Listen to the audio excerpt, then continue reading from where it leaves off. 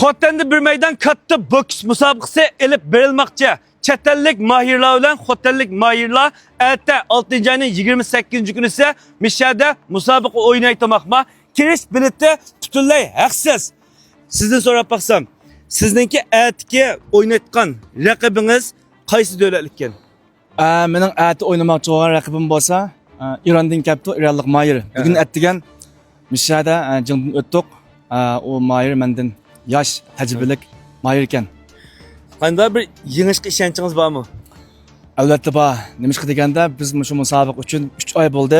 Nihoyatda jafoliq bo'lgan mashqlarni boshdan kechirdik. Bizningmi shu musobaqaga bo'lgan ishonchimiz to'lib tashib turibdi hozir. Cho'qim mehirlik yurakdan bir tabrik qo'yinglar sizlar. Qani keyindan Abduqayimjon, sizdan so'rasam, sizlar qancha kiloliklar o'ynaysizlar? Men o'xshash 75 kilo. Mush ertaki musobaqaga qatnashgan umumiy mahirlarning soni qanchalik? Jami 16, 8 meydan musobaqa. 8 meydan 16 mahir qatnashdi shundami? Sizin sizlarniki ekran oldidagi do'stlarga aytgan bir yurak so'zlaringlar bo'lsa, bir desanglar. Mush Xotan shahar ichidagi barliq bokser suyar xalqningki ata misha kelib bizga madad berishinglarni umid qilamiz. 100 turani, ha? Biz sizlarga nihoyatda kaskin bo'lgan, nadir bo'lgan, nihoyatda chiroyli bo'lgan bir musobaqani sizlarga taqdim qilamiz. Qollar, kirish bileti butunlay haqsiz.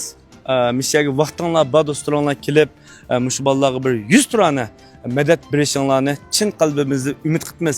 Hamda mush bolalarga bergan madatinglarning o'zi gapning rosti mush bolalarga g'oyat zo'r bir kuch bo'la oladi deb o'ylayman.